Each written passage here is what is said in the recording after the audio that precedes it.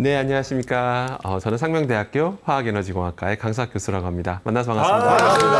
반갑습니다. 네. 아니, 우리 교수님 계속 뵈면서 느끼는 거지만요. 강연이 되게 오묘하면서도 참 신기합니다. 네. 이 들었을 때는 되게 오싹오싹하고 네. 이 두려우면서도 이게 무슨 매운맛처럼 네. 또 당기는 이 뭔가 또 듣고 싶은 이런 강의를 계속 해주고 계십니다. 감사합니다. 오늘이 이제 마지막 강의라고 들었는데 네. 오늘 또 어떤 주제로 재밌는 이야기 해주실 건가요? 예, 오늘도 초대해 주셔서 먼저 감사드리고요. 네. 네. 그리고 오늘 또 새로운 주제를 또 갖고 왔습니다. 혹시 이동혁 선생님께서는 혹시 이 말 들어본 적 있으십니까? 말 좀 어려워요. 과불화합물. 과불화합물. 발음 너무 어려운데요? 과불화합물. 과불화합물. 아직은 이 단어가 아마 대부분 좀 생소하실 겁니다. 네, 아직 익숙하지 모르겠어요. 않은 단어인데요. 사실 미세 플라스틱, 중금속 다 들어보셨잖아요. 근데 이건 사실은 못 들어보셨지만 이게 지금 세계적으로 굉장히 핫한 전 세계로 정말 관리 감독에 대해서 굉장히 예민한 것이 바로 이 과불화물이고요. 영어로도 좀 알고 계시면 좋아요. 영어로 약자가 PFAS. 일명 부를 때 저희는 PFAS라고 부릅니다. PFAS. PFAS, PFAS. 그러니까 과불화물을 영어로 줄여서 말하면 PFAS라고 하는데요. 이걸 이제부터 항상 귀 기울여 들으셔야 됩니다. 자, 먼저 보시면 제가 대표적인 물질 두 가지 제시해 봤는데요. 과불화물은 뭐냐면 한 가지를 의미하는 게 아닙니다.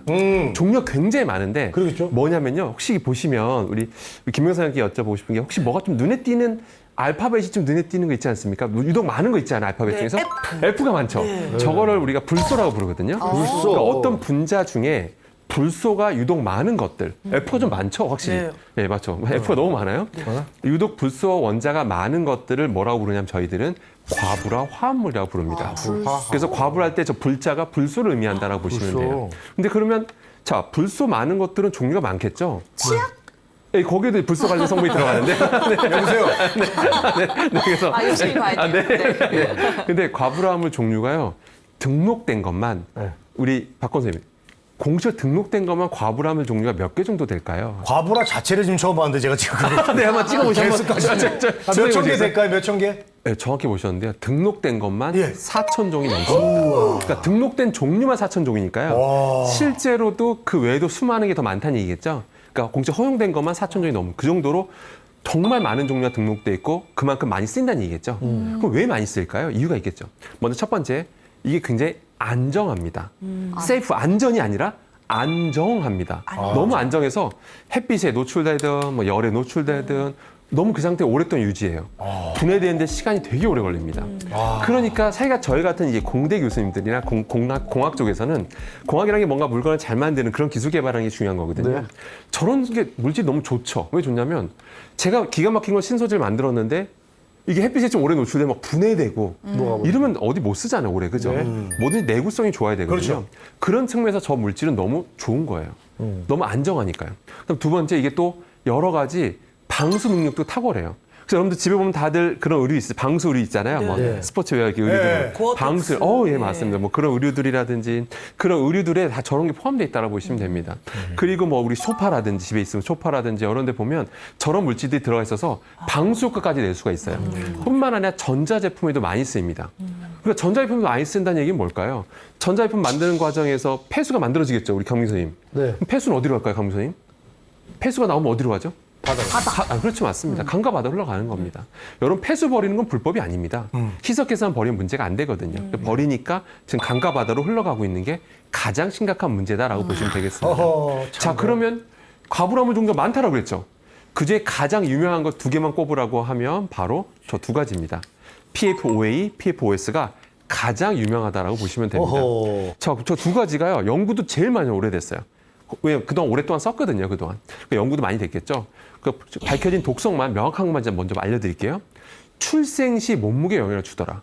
그러니까 아이가 태어났는데 과불화 많이 노출됐던 아이가 산모가 많이 노출돼서 산모로부터 아이한테 가거든요. 그럼 아이들한테 몸무게에 영향까지 주더라. 그게 명확히 밝혀졌습니다. 더 찌는 거죠. 여러 가지 영향, 원래 정상 몸무게 아니라는 거죠. 줄어들 수 있고 더 커질 수도 있고. 네. 그러니까 좋은 게 아니죠, 당연히. 그다음 두 번째는 콜레스테롤 증가에 영향을 주더라.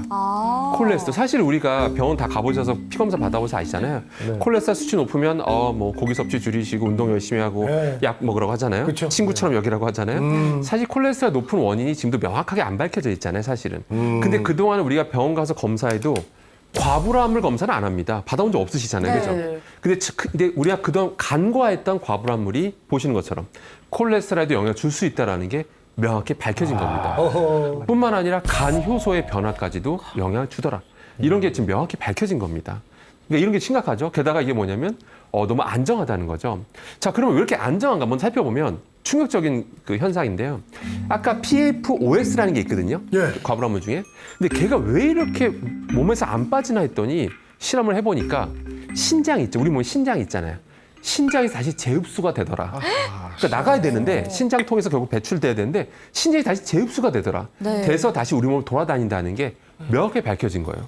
그럼 우리 이동훈 쌤 이런 게 우리 몸에 들어오면 그러면 오랫동안 머물까요? 안 머물까요? 오랫동안 있죠. 오랫동안 머물겠죠. 예. 그죠? 그게 밝혀져서 얼마나 머무나 밝혀봤습니다. 실험해봤어요. 예. 도대체 얼마나 머물까? 얼마나 머무르는 거예요, 그래서 대체? 전문용어로 반감기란 말을 쓰는데요. 예. 반감기가 뭐냐면 처음에 들어왔을 때 네. 반으로 줄어드는데 걸리는 시간입니다. 5년. 근데 PFOS 보세요. 몇 년입니까 지금? 5.4년? 5.4년. 보셨? 자, 우리 김명 선생님께서 10mg의 PFOS를 먹었어요. 네. 이게 5mg 되는데 몇 년 걸린다고요? 5.4년. 5.4년. 근데 그 5mg가 다시 2.5 되는데 또 5.4년. 2.5가 다시 1.25 되는데 5.4년. 1.25가 또 절반 되는데 5.4년. 한 20년. 그 와중에 또 새로운 거 드시겠죠? 계속 쌓이겠죠. 계속 쌓여. 바로 이게 심각한 겁니다. 이러니까 전 세계적으로 관심을 안 쏟을 수가 없는 거겠죠. 이게 심각한 겁니다. 그거 안 돼요. 게다가 특정 과불암물은 암을 유발한다는 결과까지 나왔어요. 암과도 관련이 있다라고 알려져 있어요. 아이고. 그러니까 이런 게 자꾸 쌓여 나가면서 사실 우리가 병원 가서 진단 검사 받았을 때 암 진단 딱 받으면 우리가 정말 암에 왜 걸렸는지 명확히 원인까지 밝혀주는 경우는 사실 별로 없습니다. 사실은 맞죠? 모르는 게 더 많잖아요. 모르니까 예전에 다 유전이라는 말도 많이 했었고, 근데 지금 명확하게 모르는데 보시는 것처럼 이런 것들이 암과도 관련이 있을 수 있다라는 게 밝혀졌다라는 거죠. 그러니까 심각한 상황인 거죠. 자, 그럼 이게 도대체 왜 노출되는가 살펴보겠습니다. 박건 선생님, 네. 우리가 이런 거에 노출되면 어디 노출될까요? 어디요? 무엇으로부터 노출이 될까요, 우리가? 우리 먹는 거, 환경. 아, 정확히 보셨습니다. 예, 예. 여기 이미 다 띄어져 있었기 때문에 정확히 맞습니다. 네네. 원래 다른 식으로 얘기하세요. 죄송합니다. 안 봤어요. 보고도 잘 모르는 형이에요. 네, 원래 나도 모르는데 내가. 네, 그렇습니다. 죄송합니다. 근데 실제 이것을 사람들이 분석해 봤어요. 우리가 왜 저거에 노출될까? 원인을 찾아보니까 충격적이게도 보시는 것처럼 90% 이상이 먹는 거다라는 결국 거죠. 먹는 거겠지 뭐. 그러니까 우리가 뭐 호흡하거나 뭐 피부를 통해서 들어오는 건 거의 없고 주로 먹는 거다라는 거죠. 90%. 결국 먹는 게 중요하다라는 건데요. 자, 그러면 국내 식품 우리 국내 기관에서 직접 실험을 한번 해봅니다. 과연 우리가 먹는 식품 뭐가 있죠? 축산물, 수산물, 농산물, 그다음에 가공식품. 이 크게 네 가지가 있는데 네 가지 중에 PFOA 검출이 몇 %가 맞더니 우리 강민 선생님 몇 %입니까? 55.9%. 이거 봐. 그냥 어떤 걸 드시든 절반에는 반은 여먹. 너 있다는 겁니다. 그러니까 우리 강민 선생님 오늘 아침 드셨으면 저게 그냥 같이 드신 겁니다. 절반은 들어있었다는 얘기예요. 국내 결과입니다. 국내 식품 가지고 한 거예요. 이게 슬픈 현실이라는 거죠. 이게 슬픈 아이고, 현실. 참 거. 네. 그래서 실제 또 충격적인 결과 살펴보겠습니다. 이거 제가 실험한 거 아닙니다. 정부 공식 자료입니다. 정부 식약처에서 조사한 거예요. 이게 가장 최근 자료입니다. 2019년까지 2014년부터 2019년까지 10년 지났네. 네, 그 기간에 걸쳐서 식품들을 몇 해에 걸쳐서 이제 실험해 본 거 했더니 한번 보십시오. 검출과 오염도를 보셔야 되는데요. 보시면 우리 김명 선생님 수산물이 어떻습니까? 검출률이 몇 %죠? 84.54%. 충격적이죠. 수산물은 100개가 있다면 그중에 84개는 무조건 검출된다라는 겁니다. 근데 오염도 보셔야 됩니다. 우리 박건 선생님, 네. 오염도가 농산물 대비 몇 배나 나와 있죠? 농산물 대비해서 축산물이 1.4배. 그리고 수산물이 어마어마하네요. 어마어마하죠. 수산물이 근데 그럴 것 같아. 네, 오염도가 무려 몇 배? 110배. 110배. 110배가 높다라는 걸 정부가 우리나라 정부가 직접 이걸 밝혀냈습니다. 그럼 이렇게 이동훈 쌤이 생각하실 수 있어요. 아니 우리나라만 그런 건 아니고 다 세계적인 현상 아니겠습니까? 이렇게 생각할 수가 있는데 네네. 살펴보면 불행히도 그렇지 않습니다. 어? 그 유럽에서 유럽 식약 그 농산물 안전청에서 EFSA라고 하는데요. 2020년 가장 최근 자료입니다. 저 자료에서 자기네들이 직접 분석해 봤어요. 네. 여러 식품을 분석해 봤더니 거기서 수산물이 몇 프로 나왔습니까? 우리 이동훈 선생님 검출률이? 9.5%요. 아까는 우리나라 몇 프로였죠? 80% 넘었잖아요. 80% 넘어가죠. 유럽에서 검사하면 9.5%입니다. 왜? 뭔가 검사량이 좀 떨어지나요? 유럽으로 뭔가 과학기술력이 떨어져서 그랬을까요? 네. 아닙니다. 실제 유럽은 적게 나옵니다. 왜요? 노출이 낮아요. 물이 맑아요? 상대적으로 청정수가? 상대적으로 정말 슬픈 현실인데요. 대한민국도 제조업 발달한 나라죠. 네. 옆에 제조업 발달한 나라가 우린 둘러싸고 중국이라고 있습니다. 중국, 네. 베트남, 많죠. 인도네시아, 일본. 그래. 영향을 안 받을 수가 없습니다. 아유. 무조건 오염원으로부터 가까울수록 당연히 바다는 더 오염될 수밖에 없어요. 그래서 몰디브에서 잡아야 돼.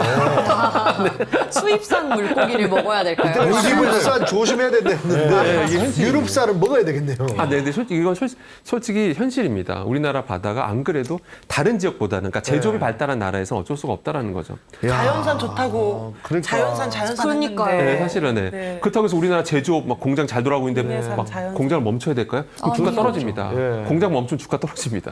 우리나라는 제조업 기반. 우리가 사실 세계에서 제일 가난한 나라였는데 우리가 수출 덕분에 제조업 덕분에 우리가 여기까지 세계 10위까지 온 거잖아요. 대단하죠. 그러니까 이런 나라에서 제조업을 막 가동률을 멈추게 할 수는 없어요. 그죠? 맞아요. 이게 그래서 너무 슬픈 그러니까 현실입니다. 스킨스쿠버를 제가 하거든요. 네. 우리나라 딱 들어가면 시야가 안 보여. 잘 안 보여. 근데 저쪽 동남아나 저 위로 올라가면 올라갈수록 뭐 몇백 미터 시야가 보이면서 잘 네. 보여요. 스킨스쿠버로 거기까지 가실 정도로 굉장히 부자신가 보요 그렇게 해서 갑자기 부자가 고급스러운 고급스러운 많이 네, 누구나 할 수 있는 거야. 이동현 씨가 스킨스쿠버 파워팰리스 그때. 스킨스쿠버에 몰랐어. 야 지금 한국어 얘기하는데 갑자기. 야, 나 스킨스쿠버 모르겠다. 할 돈 없는데. 없는데, 예. 너 스킨스쿠버 진짜예요? 네, 하는 거로 얼굴 해주세요. 스킨한 말인데 무슨 스킨스쿠버를 해요? 네, 그렇습니다. 참고로 한번 전 안 해봤어요. 스킨스쿠버. 자, 아무튼 이게 야, 이런 식으로 슬픈 하네. 현실이고요. 슬픈 현실이고. 그다음 이번에 또 다른 PFOS로 가보겠습니다. 예. 또 다른 과부라물인데요. 이거 우리나라 자료입니다. 우리나라 네? 자료인데 검출률 한번 보시면 박건 선생님. 예. 검출률 우리나라 몇 %입니까? 수산물은? 수산물 88.39%. 거의 90% 육박합니다. 근데 김명수 선생님 농산물의 몇 배입니까? 김명수 선생님? 30배네. 엄청나죠. 이게 수산물이 이렇게 오염도가 높다라는 건 부정할 수 없는 슬픈 차라리 현실이라는 거죠. 농산물이 낫네요. 어떻게 보면 그렇습니다. 네. 이것만 보면요. 과부랑만 보면. 근데 이제 해외 결과 한번 살펴보겠습니다. 해외 결과 보면요. 근데 검출률 다시 한번 앞에 거랑 볼게요. 검출률이랑 오염도 눈여겨보셔야 됩니다. 네, 오염도. 근데 외국에서 PFOS를 보니까 유럽은 검출률이 몇 %죠? 39.4%. 아까 우리나라 90% 우리의 반. 넘어서 우리 반 정도 되죠. 오염도가 우리보다 조금 높게 나오긴 했는데 1.58배면 그렇게 큰 차이는 아니고요. 근데 검출률이 확 낮다라는 거 확실히 확연히 드러나는 거죠. 이게 슬픈 현실입니다, 사실은. 네, 슬픈 현실이고. 아이고야. 자, 그러면 이렇게 되다 보니까 우리나라는 그 되게 선진국이잖아요. 선진국으로서 관리하고 있을까 안 할까, 우리 이동욱 선생님?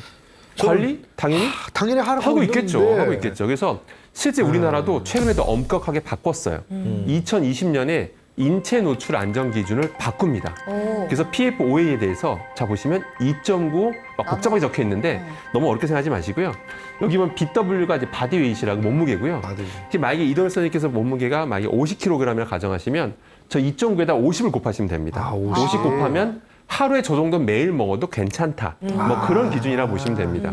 이건 나라별로 다 달라요. 나라별로 기준이 다 다르다라고 보시면 그럼 되고요. 명세이가 제일 많이 먹을 수 있겠네요. 그러네요.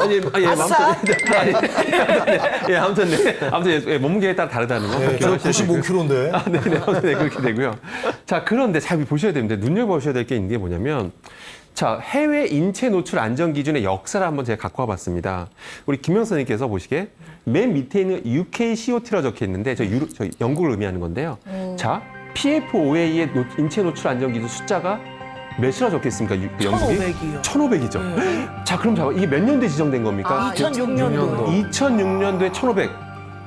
김영 선생님 숫자 높습니까? 낮습니까? 굉장히 너무 높은데요. 높죠. 네, 네. 이 정도 왕창 먹어도 괜찮다라고 2006년엔 그렇게 생각했었습니다. 그러니까 무슨 얘기냐면 2006년엔 저게 진실이었던 거예요. 저땐 과학자들이 봐도 이 정도 먹어도 돼라고 생각했죠. 왜 독성 결과 별로 안 나왔으니까요. 그런데 자, 시간이 지났죠. 네. 계속 독성 결과 나오죠. 쌓이니까 과학자들이 보기에 이거 더 이상 안 되겠는데 이 정도는 하니까 저 보세요. 우리 김 선생님 2018년에 된 기준 EFSA가 유럽입니다. 네. 몇으로 돼 있죠? 0.85. 봐보세요. 2006년엔 1500이었는데 갑자기 0.85 확 강화되죠? 무슨 얘기냐면요. 인체 노출 안전 기준이라는 건 시간 지나면 바뀐다는 뜻입니다. 그러니까 지금은 이게 진실이어도, 올해는 그게 진실이어도 5년, 10년 지나면 이게 진실이 아닐 수가 있다는 얘기예요. 왜냐하면 독성계가 계속 쌓일 거 아니에요, 또 앞으로. 그럼 더 엄격해질 가능성이 있다라는 거죠. 지금은 저거보다 더 낮을 수도 있겠네요. 더 낮겠네요. 아직은 이게 현재 이게 최근입니다. 가장 최근이에요? 올해 지금 적용되고 있고, 이거 매년 바꾸지는 않습니다. 몇 년 단위로 바꾸는 건데 우리나라는 EFSA보다는 좀 더 관대한 편이다라고 좀 더 보시면 되는데요. 자, 아무튼 이런 상황에서 자 정부 공식 발표입니다. 제가 갖고 와봤는데요. 정부가 뭐라고 하냐면 PFOA와 PFOS의 체내, 사람한테서 관찰된 노출량을 보니까 네. 나름 최근에 엄격한 잣대를 들이대도 아직 대한민국 사람들은 우리 박 선생님 뭐라고 돼 있죠? 박 선생님? 안전한 수준. 지금 여러분 안전합니다. 여러분 노출된 거 맞는데 우리가 엄격한 기준을 봐도 아직은 괜찮습니다라고 훈훈하게 마무리하고 있습니다. 세이브를 내립니다. 자, 세이브를 자 그러면 우리 김도희 선생님, 이도희 선생님, 네. 이거에 대해서 혹시 어떻게 생각하십니까? 진짜 아, 저는 못 믿습니다. 진짜 안전한 수준은 뭐 그분들 얘기고 예. 지금 시간도 많이 지났고 네. 2020년 아닙니까? 맞습니다. 25년 아닙니까? 5년 네. 지났잖아요. 맞습니다. 지금은 안전한 수준은 넘어섰다. 지금 정확히 보셨고요. 이제 저 2020년에 설정된 거 기준 한 거고요. 지금 2025년 됐죠. 그동안 독성료가 또 계속 나온 게 많거든요. 여기서 두 가지 포인트가 있는데요. 첫 네. 번째, 지금 벌써 시간이 흘렀다는 거. 독성료가 2020년 이후로 또 많이 쌓였죠. 그 조만간 몇 년 지나면 또 이건 더 엄격하게 바뀔 겁니다. 그러면 이때는 안전하다 말했지만 몇 년 지나면 안전하지 않을 수 있습니다. 말이 나올 수 있다는 게 첫 번째고요. 두 번째가 뭐냐면 아까 강민 선생님 과불화물 종류가 제가 몇 개라고 말씀드렸죠? 4,000개가 맞습니다. 종류만 4,000종이 넘죠. 네. 근데 정부 결과는 뭐죠? 몇 개만 가지고 있죠, 강민 선생님? 몇 개? 4,000개 중에서 몇 개만 가지고 한 거죠? 2개. 그렇죠. 네. 이게 허점이라는 겁니다. 실제 우리는 다양한 거에 노출되잖아요. 네. 그러네요. 그런데 정부는 뭐라고요? 4,000개 중에 2개. 물론 이 2개가 가장 유명하긴 해요. 네. 가장 유명한 거 2개만 가지고 판단한 겁니다. 그러니까 이거는 완벽하게 안전하다고 볼 수가 없다라는 거죠. 그래요. 네, 이걸 항상 명심하셔야 됩니다. 제가 불안감을 조성을 한 게 아니라 있는 그대로 제가 말씀드리는 거죠. 너무 불안해요. 이미 우리 불안해졌어요 지금. 죄송합니다. 매 들을 때마다 먹을 게 없어 지금. 먹고 끓일 때도 없고 아니, 나 처리할 것도 없어. 나 지난주에 이제 생수 주문 받는 거를 죄송한데 끊었어요. 정수기로 먹으려고. 자, 그래서 이런 상황이다 보니까 제가 절대로 소위 과장하거나 불안감 조성하려는 게 아니고요. 실제 2022년에 EPA라고요. 미국에서 어떤 입장문을 발표하냐면요. 이게 전 세계적으로 이슈다 보니까 독성료가 계속 나오다 보니까 드디어 입장문을 발표했고요. 뭐라고 하냐면요. 그냥 결론부터 말씀드리면 이게 답니다. 2024년에 뭐라고 발표하냐면 미국과 유럽은요. 이제 과불화물에 대해서 규제를 대폭 강화합니다. 우리나라보다 훨씬 더 강화합니다. 어느 정도냐면요. 적어도 먹는 물. 우리가 뭐 수돗물이든 어떻게든 먹잖아요. 네. 적어도 먹는 물에서만큼은 과불화물이 안 나오게 하겠다.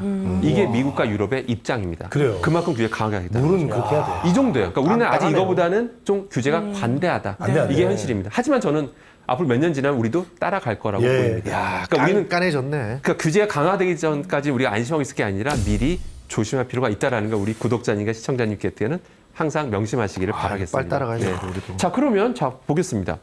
자, 그러면 분명히 미국이나 유럽은 물에서 안 나오겠다고 했잖아요. 제가 정부 자료 하나 가져와 봤습니다. 이건 제가 만든 자료가 아니라 정부 자료입니다. 대구입니까? 대구입니다. 네. 수돗물 품질 보고서입니다. 네. 자, 그러면 우리 김 변호사님. 네. 정수장이라는 게에서 정수를 하고 그러니까 네. 치수원이 있고 정수장에서 물을 깨끗이 한 다음에 우리 집으로 오는 거잖아요. 네. 자, 그런데 정수장에는 정수란 말은 깨끗하다는 말일까요? 더럽단 말일까요? 깨끗한 그렇죠. 정수. 네. 맞습니다, 네. 맞습니다. 그래서 용어가 원수란 말이 있고, 그러니까 원수가 아니라 원수란 말이 있고, 정수가 있는데, 정수가 있죠. 예, 원수를 깨끗이 하면 정수라고 하거든요. 자, 보시면 이거는 정수된 물의 결과입니다. 정수된 물의 결과 한번 보세요. 자, 네. 보시면, 자, 우리 김 교수님, 과불화물이 정수된 물인데도 불구하고 과불화물, 여기 보면 PFOA라 나오죠? 과불화 옥탄산. 네. 자, 제가 가보겠습니다. 자, 네, 네. 요거, 과불화 예, 예. 옥탄산이 자, 검출됐습니까? 안 됐습니까? 됐어요. 조금 나왔네. 조금 아창 나오네. 조금 나오죠. 네, 저쪽으로. 네, 좀 나오죠. 아주 조금. 자, 그럼 다른 거 한번 살펴보겠습니다. 과불화물 종류 많다라고 그랬었죠? 네. 다른 거 뭐 과불화 펜탄산 말도 어렵죠? 과불화 핵산산, 있네, 있어. 과부탄산. 아주 조금씩은 있어요. 조금씩 나오잖아요. 네. 그럼 놀랍지 않습니까? 네. 정수된 물입니다. 제 말은 원수에서 나왔으면 이해는 해요. 예. 그럴 수 있죠. 원수면 근데 원수니까. 저거 정수인데 저렇게 되는 건 정수인데 이게 나왔다. 저건 왼수예요. 이제 저건 왼수. 왼수라고 지정을 해야 될지 고민해봐야 될 것 같습니다. 그래서 이거 충격적이지 않습니까? 아니 필터한 물이에요. 근데 이게 관찰이 되잖아요. 정수하는 과정에서 뭐가 들어가? 그건 아니습니다. 그건 그만큼 아니에요? 다 거르기 어렵다는 얘기입니다. 그만큼 오염물에는 다양한 물질이 많잖아요. 네. 그러다 보니까 그걸 다른 필터링 하지만 있지만 이렇게 다 필터링 안 되고 빠져나오는 것들이 있더라. 그럼 이건 이제 이 물은 이제 어디로 갈까요? 자, 이제 우리 집으로 가정주로 배달이 됩니다. 배송이 되는 거고요. 그게 수돗물이 딱 틀면 이 물이 나오는 네, 거예요. 네, 그렇죠. 저걸로 목욕하는 거고 네. 저걸로 우리는 라면 끓여 먹는 먹고, 겁니다. 네. 이게 현실이라는 거죠. 허허, 참고로 이 낙동강을 취수원으로 하는 데가 상대적으로 좀 더 오염도가 높은 거는 슬픈 현실입니다. 왜 그러냐면 낙동강 주변으로 산업단지가 많죠. 정말 많아요. 진짜 산업단지 하나마다 공장 어마어마하거든요. 네. 그게 우리나라 산업의 어떤 정말 큰 그걸 젖줄이라고 말하거든요. 아니 근데 서울시에서도 사실 뭐 아리수 얘기하면서 대대적으로 이제 수돗물 직접 드셔도 된다고 홍보를 많이 했거든요. 네네. 그것도 조금 믿음이 안 가네요, 그러면. 사실은 근데 좀 이게 지역별로 이게 네, 다 달라요? 낙동강을 취소하는 곳과 팔당댐을 취소하는 곳과 좀 차이는 좀 있습니다. 있군요. 오케이. 네, 그러니까 여기 낙동강 쪽이 조금 상대적으로 좀 네. 약간 심각성이 있다라는 거는 제가 어렸을 때도 네. 대구시에서 네. 페놀 사태라고. 네. 들어봤어요. 잘하십니다. 들어봤어요? 네. 이동엽이가 고향이 대구라서 이동엽이 저는 책임을 져야 된다고 생각합니다. 제가 책임지라고. 본인이 네. 고향 사람이기 때문에 고향 사람들 한 말씀 해주세요. 입장 한 말씀. 고향 대구 사람으로서 사과의 한 말씀. 사과보다는 이런 지금 수질 이제 바꿀 때가 됐습니다. 네네. 좀 바꿔야 됩니다. 체인지 G를 C로 바꾸면 찬스가 옵니다. 이번 왜 좀 이렇게 바꿔보시죠. 너무 많이 써먹는 거 아닙니까? 누가 안다고. 근데 실제로 이거 지자체에서 다 알고 있는 사실이고요. 실제 이런 취수원이 낙동강이잖아요. 낙동강을 옮기는 거에 대해서 지금 실제 활발한 논의가 있다라고 합니다. 근데 쉬운 건 아니겠죠. 갑자기 취수원을 바뀐다는 게 쉬운 게 아니잖아요. 그렇죠. 그러니까 언젠가 해결되겠지만 현재 그게 현실이라는 게 우리가 좀 꼭 기억해야 된다는 거 꼭 명시해 주시기 바라겠습니다. 자, 그래서 그럼 다시 한번 가보면 자, 환경 인체에서 가장 흔히 검출되는 게 아까 제일 유명한 거 두 가지 뭐라고 네네. 했죠? PFOA, PFOS. 그런데 실제 우리나라 사람을 대상으로 실험을 해봤어요. 네. 여러분 진짜 피를 뽑아서 네. 진짜 이 피 안에 여러분 몸 안에 이런 게 다른 과부라물이 있을지 확인해 봤더니 충격적이게도 밑에 보십시오. 와, PF. 충격적이게도 그 외에 막 약간 뭐 이름도 복잡한 엑사에. 이상한 것들이 역시 여러분 몸속에서 관찰되더라. 그런데 이렇게 다양하게 관찰되고 있는데 우리가 감히 저 두 가지만 놓고 두 가지만 보면 여러분 괜찮습니다. 마음껏 드세요 말을 하면 안 된다라는 그러네요. 거죠. 이건 현실입니다. 진짜 우리 몸이 네. 정말 피하고 물로 이루어졌다고 하는데 뭐 맞습니다. 되게 많이 검출도 되고 그냥 바이오맨이네요. 예, 예. 이런 것들이 또 이게 독성 결과들 연구 지금 최근에 엄청 활발하게 되거든요. 그동안 저 앞선 더 두 개만 연구를 했는데 이제는 밑에 거에 관련해서도 연구 활발히 되고 진짜 있고요. 많다. 그러니까 최대한 노출을 피해야 되는 건 맞습니다. 아이고. 자, 그러면 최근 논문 하나 가져와 봤습니다. 네. 최근 논문은 뭐냐면요. 이름도 되게 긴데 이것도 저명 학술지고요.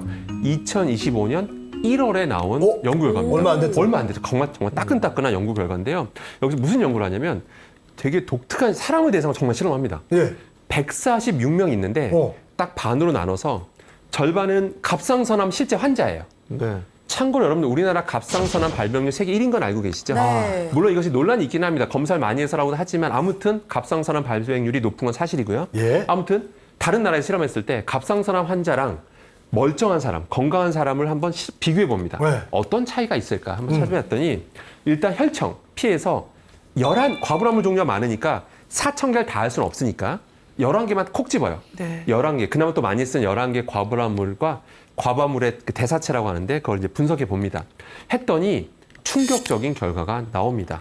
자, 보시는 것처럼 어떻습니까? 사람 대상으로 했는데 11개 과부라물 중에서 몇 개 나옵니까? 10개가 대상자의 80%한테서 일단 검출이 됩니다. 야, 이거 큰일 났네. 너무 충격적이지 않습니까? 그러니까 다 나온다 이거야. 그냥 대상자에 다 나왔는데 다 나왔는데 그래서 비교를 했잖아요. 야. 갑상선암 환자와 건강한 사람을 비교했잖아요. 예. 갑상선암이 확실히 인과관계가 있다라는 걸 밝혀냈는데요. 보세요. 유독 저 색깔 다르게 바꿔놓은 거 있죠, 네, 제가. 네. 저 두 가지 PFH, XA, PFOA 두 OA. 가지가 예, 갑상선암 발병에 유독 영향을 주더라. 이걸 최초로 밝혀냅니다. 이 연구가 올해 초음에 밝혀졌어요. 이거 진짜 엄청난 연구 결과네. 엄청난 거, 진짜 엄청난 거. 제가 봐도 엄청난 겁니다. 이거 우리 그동안 정부에서 아까 뭐라고 했죠? 달랑 두 가지만 신경 썼었죠. 예. 네. 저거는 소위 말해서 신경도 안 쓰던, 소위 무시하던 과부라물이었습니다. 네. 네, 근데 그게 갑상선암, 안 그래도 우리나라 발병률 세계 1인데 이게 영향 미친다는 걸 밝혀낸 거예요. 대단하지 않습니까? 아, 자, 그래서 실제 이 연구가 뭐가 의미가 있냐면 우리가 그동안 독성이라고 하는 게 이거예요. 어떤 화학물질 있죠. 예. 동물한테 하나만 왕창 먹여봐요. 네. 그래서 여기서 암이 걸리네? 이 정도까지는 괜찮겠지. 이렇게 정하거든요. 이걸 단일 독성이라고 합니다. 근데 우리가 하나만 노출되지 않잖아요. 과부하물도 여러 개 동시 들어오잖아요. 혼합 노출이 확실히 갑상선암 위험을 높인다라는 거를 최초로 이 연구진이 밝혀냅니다. 게다가 충격적인 건 뭐라고요? 그 와중에 기여도 1위를 꼽아봤어, 이 사람이. 이 연구진이. 뭐였죠? PFHXA라는 제가 검사도 안 했는데. 퍼플러 헥세노 엑시드라고 하는데 아무튼 이런 복잡한 이름에 우리 그동안 다시 그냥 우리나라 정부는 신경도 안 쓰던 과부하물이 사실은 가장 영향을 미치고 있더라. 최초로 밝혀낸 거예요. 이건 우리나라 사람한테 특히 시사한 바가 큰 연구 결과라고 볼 수가 있는 거죠. 이거 실제 갑상선암 환자를 가지고 실험한 연구를 한 겁니다. 근데 참고로. 제 주변에도 제가 30대 중반인데 벌써 갑상선에 문제 생긴 친구들이 좀 있거든요. 네, 맞습니다. 젊은데? 네, 네. 정 맞습니다. 그래서 더 무서운 것 같아요. 맞아요. 개그맨 양세찬 씨도 갑상선암 걸려가지고 그러니까 치료했었거든요. 예, 맞죠. 다. 뭐 말이 착한 암이라고 하지만 어떻게 착한 암이라는 게 있을 수 있겠어요. 암이라는 게 전이 되면 또 심각하잖아요. 그렇기 때문에 심각한 건데 이게 이런 연구가 올해에서 나왔다는 겁니다. 올해 1월에서요. 그러니까 이러다 보면 어떻게 했어요? 우리나라도 이걸 결과 다 알고 있거든요. 그러면 안전 기준치라는 게 어떻게 되겠습니까? 나중 되면 더 높아져요. 엄격해지겠죠. 네. 네. 그러니까 가장 최근에 안전하다 말한 건 옛날 기준이라는 거를 꼭 여러분들, 우리 구독자님들, 시청자분들은 꼭 예, 기억하셔야 예. 됩니다.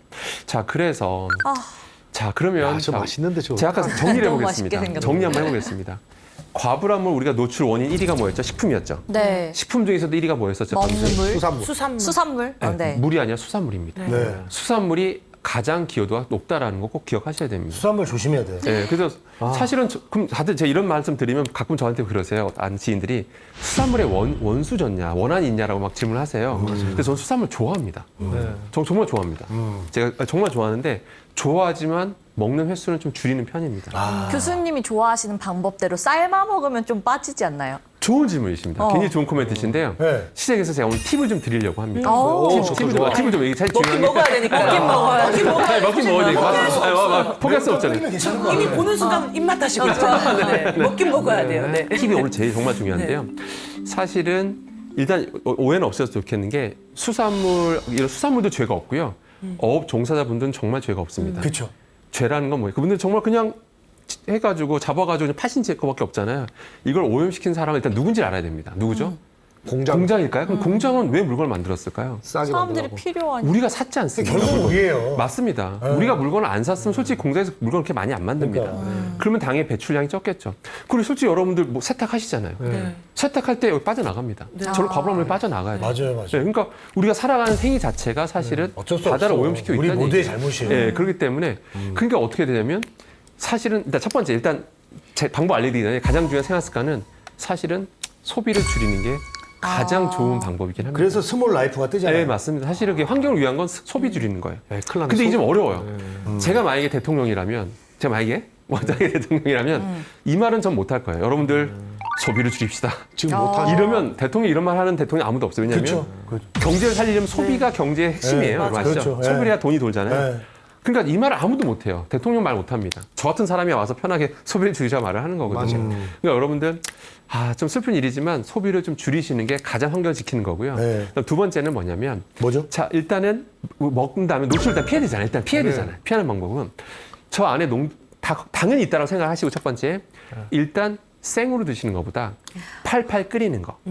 매운탕. 매운탕이라면 이 안에 그 생선이라면 생선에서 다양한 성분들이 빠져나와요. 빠져나올 때 저런 과부하물도 같이 좀 빠져나옵니다. 그러니까 100% 빠지는 건 아니에요. 아니지만. 100% 아니지만 저감 효과는 있습니다. 그럼 그 국물을 먹는 거네요. 그 국물이 그래서 진국이잖아요. 사실 국물을 먹어 진국이잖아요. 먹은 것 같고 배가 찬 것 같고 근데 네. 국물 드시는 습관은 안 좋은 습관이에요. 나 매운탕 국물. 그 밥 말아 먹는. 매운탕 국물 밥 말아 먹는데요? 그게 사실 우리 또 인생 낙이기도 하고 뭐 그럴 때 아, 그러면 끓여갖고 그냥 그 생선만 먹으라는 얘기죠? 가급적 건더기 위주로 드시는 습관. 아이고, 이게 제일 좋은 정말 습관입니다. 지저스 크라이스트. 네, 그러니까 진짜 제가 실험해봐도 무조건 미역국이든 뭐든 그냥 건더기 위주로. 그동안 사실 의학계에서도 그런 얘기 들어보셨죠? 국물 드실 때 건더기 위주로 드셔야 하는 맞아요. 들어보셨죠? 매운탕이 그게 너무 다른 이유 맛있잖아. 때문이긴 한데 그게 어차피 국물까지 같이 먹으면 위액도 희석돼서 소화에도 안 좋고 하거든요. 그래서 겸사겸사 과부하물도 줄일 겸 가급적 건더기 위주로 드시는 습관. 그리고 매운탕 라면 사리 괜찮습니까?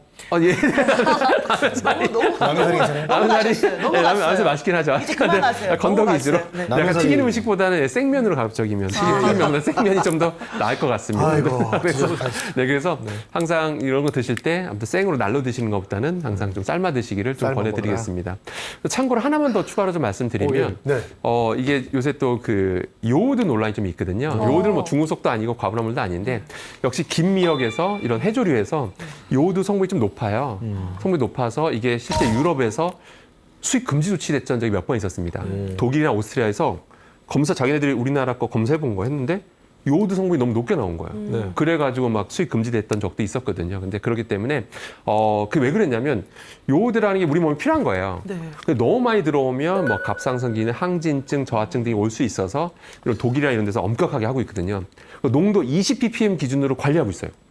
어떤 제품 김미역에서도 20ppm 넘으면 안 돼요, 요오드가. 근데 우리나라는 안타깝게도 기준치가 없어요. 그러니까 무슨 얘기냐면 일일 섭취 권고량, 권장 섭취량은 있어요. 그리고 일일 상한 섭취량은 있습니다. 그런데 아이러니하게도 정작 그 식품에서는 농도가 없습니다. 기준치가 없어요. 그러니까 무슨 얘기냐면 다시 제가 설명해 볼게요. 제가 김미역을 장사하는 사람입니다. 근데 제가 만든 김미역에서 5,000ppm이 나와요.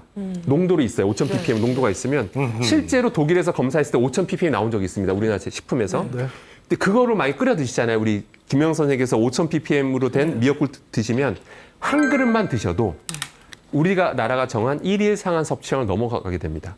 위험하다고 말한 선을 넘어가게 돼요. 근데 알 수가 없죠. 우리 김영 선생님께서는 내가 먹었을 때 네. 내가 상한 섭취량을 넘었는지 안 넘었는지 알 수가 없잖아요. 그죠? 왜냐하면 식품에 대해서 관리를 안 하고 있거든요.